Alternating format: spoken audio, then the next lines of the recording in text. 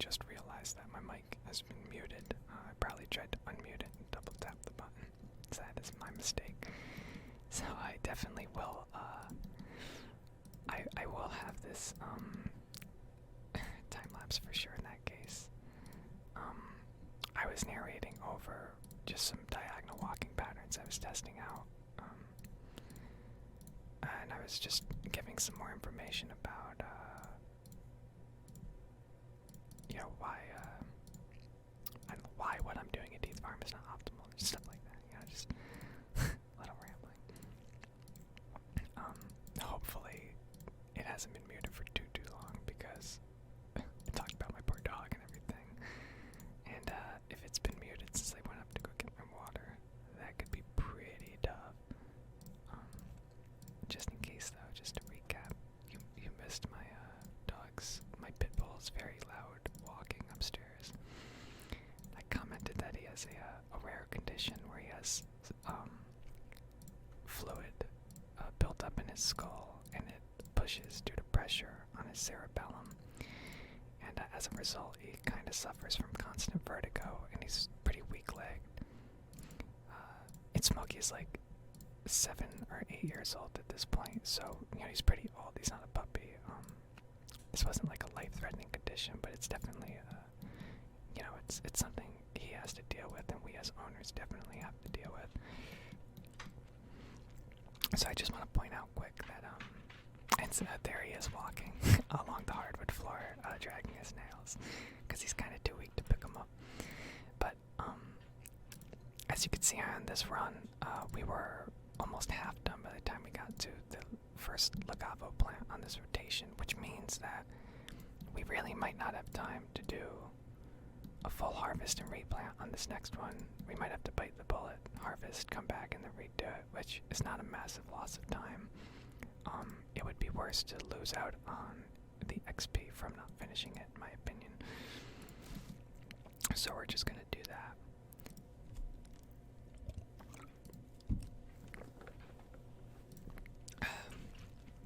Sip on some water here. I could talk about some stuff I've been reading and whatnot. So, a while ago I started reading but did not finish 100 Years of Solitude.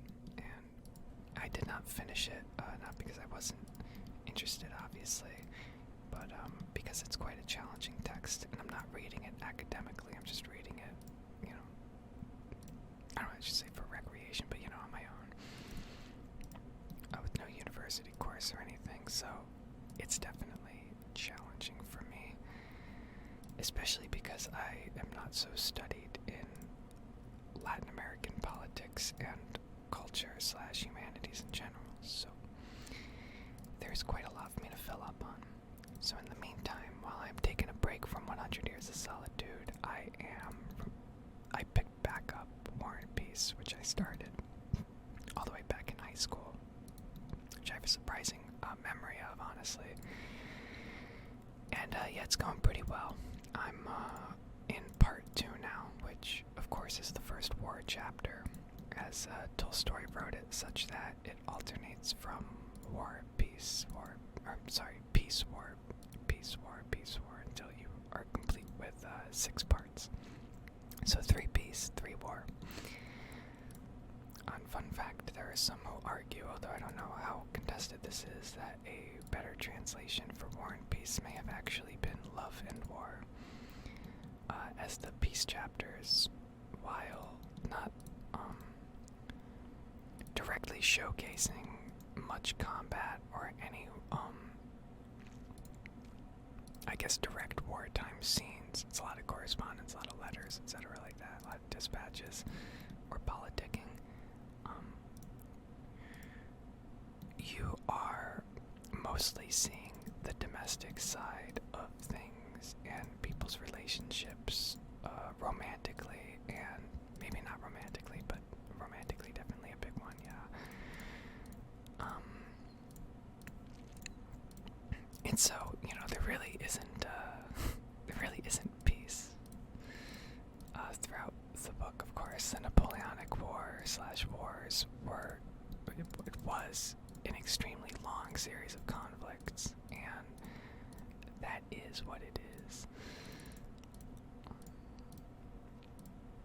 Wars in general. Well, the Napoleonic War, while I'm not historically versed in it, I do know, of course, that it was a size that put pretty much any modern war, modern by that period, to shame. I know Napoleon, because this is covered in the novel, gathered up over 100,000 soldiers for his initial campaigns. By 1805, he was commanding 100,000 soldiers, pushing General Kutuzov. Actually, I don't know if Kutuzov is a general, so we'll just call him Kutuzov.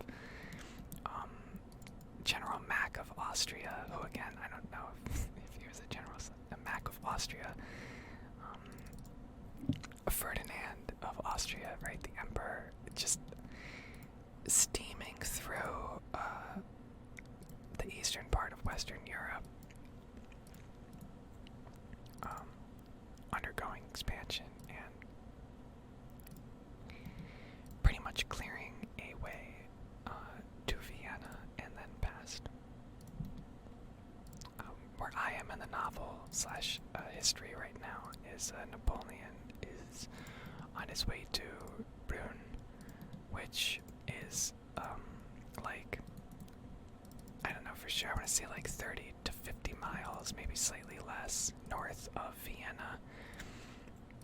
And Brünn is in late 1805, like after November, where, sorry, Smokey's barking. That is where the Austrian high court, so the emperor, his people, etc., all the high officials, the diplomats, Brünn is where they relocated to, as Vienna came under siege pretty, not came under siege, but actually was essentially sacked and controlled by Napoleon by the end of October. And after this was held, Vienna, that is, the opposition, so the Austrians and the Russians actually had a plan to destroy the Vienna Bridge so that they could not progress north, as this was very common, right, to burn bridges. As crossing rivers was not trivial. I mean, it still isn't trivial if you don't have an airplane or a boat, especially not for a troop of 100,000 people. And for some reason, now I don't know if this is something Tolstoy posits kind of in jokes with, but historically, it is either unknown or it was due to deception that General Murat, M-U-R-A-T, a French general, actually uses deception to convince the Austrian forces that an armistice was being held, right, peace talks, and that they should be let over to the other side of the bridge. And I guess Tolstoy, or maybe history's point, is that, in a losing situation like that, even though they are quite literally the enemy, there is a trust for whatever reason you believe them, and you let them over. Maybe it's because you really want that to be the truth, and with everything else going on, hysteria could only kind of put it lightly, I guess. So, the story in the novel told by Bitteben, I believe, a Austrian diplomat, is that they simply, Murat and his soldiers simply walked over the Vienna Bridge, and after they got there, I don't believe they attacked the Austrian forces holding the Vienna Bridge, but either way, they got the impression that maybe there weren't peace talks, and because of that,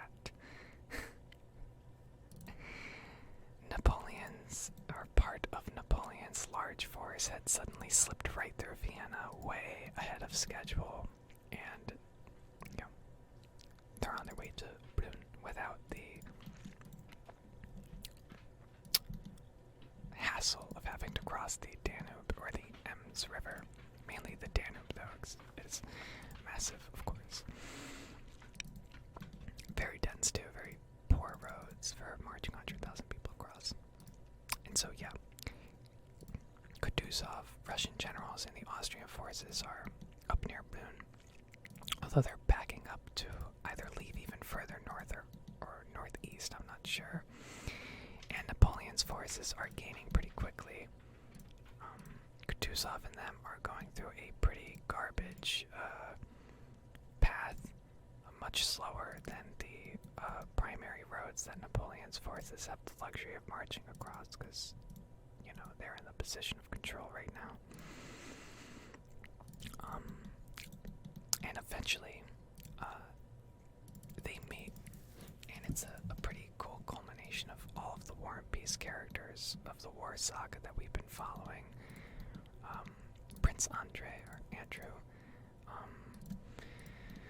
Bolkonsky, who I believe is Andrew, yeah, right? Kutuzov, of course. Sorry, some other names, of course, coming to a blank, mainly because they're foreign names, and I'm mostly reading them, but, you know, instead of listening to them. No, not Zelensky. Of course not Zelensky, but, somebody whose name starts with a C. I hate that I'm butchering this. Essentially everyone, and they are standing at a formed picket line between French forces and their forces, and they are ready to engage. The first shot was fired, and the battle is about to commence as the planning and artillery firing stages begin. As in large battles like that, it's not common to just simply charge the enemy, especially now that artillery was getting pretty advanced. We don't just have cannons, but we have cannons that are pretty fancy. Humans are getting a much better job by then at measuring the distance of armies based on cannon shots, stuff like that. So there is accuracy and precision involved. And with gunpowder, grape shot, muskets, etc., combat is becoming more fierce and it's becoming more strategic. So after some time elapses, there will be a cataclysm on the battlefield and they will collide. Now, I'm not sure, but I believe I have a faint recollection of how this occurs. I believe Prince Andrei suffers pretty severe battle hysteria. Oh, the other characters there, of course, there's Dolokhov, who was at the picket line shitting all over French troops. There's Rostov, who is with Vaska Denisov. They're part of the Hussars, who I don't actually know if they are with the forces that are going to be engaging in the battle, but I can only assume that they are. Although I don't believe any mention of them has been given.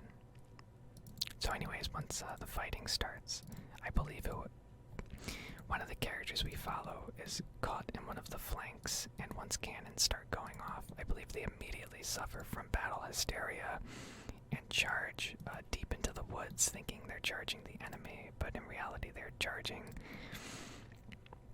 his own troops, and I believe they are knocked out either by a cannonball or just as a cannonball whizzes by them, and thus their life is spared and they don't have to go through the horror of the rest of that battle as they are knocked out flat. And so yeah, that is about what is going on and what I remember of what is about to happen in the battle taking place at the moment. I'm finishing up on my Tithe Farm here at the same time, which is nice. You'll always have 4 seeds left if you do the method that I was doing without planting an extra one. That is why you should at least plant 1 extra one, because now I'm going to be stuck here for these cycles while I just chill, but that's okay, because we're just talking anyways.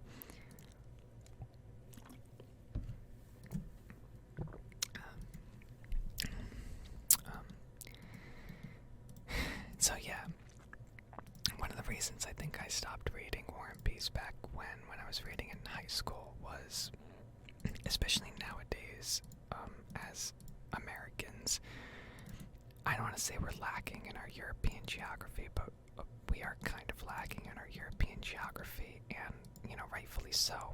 We're definitely lacking in our 19th century Napoleonic War European geography, which is like, that's fine, because, it's pretty obscure.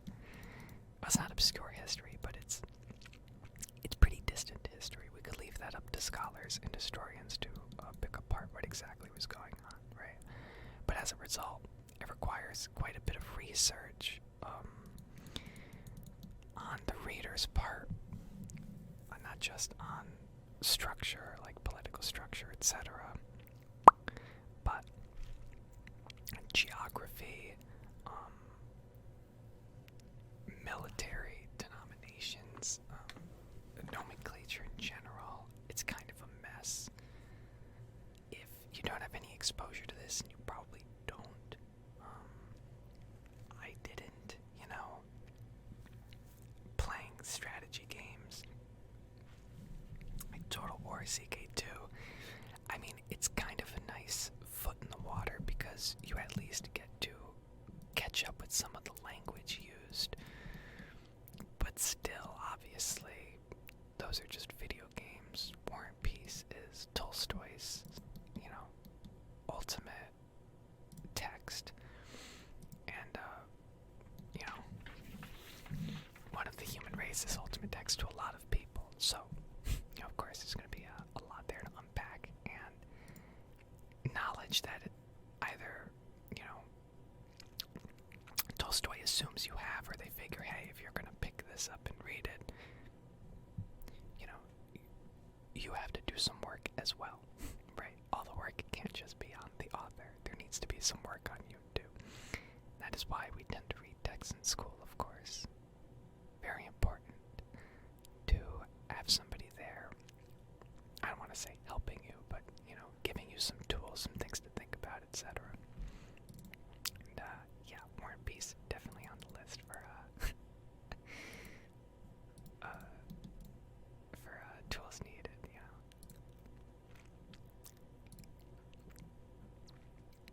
And so, yeah, that was my run at Tithe Farm, and I'll end this video here, because, it's coming out 40 minutes on the screen recorder, although it'll be less because of the time lapse.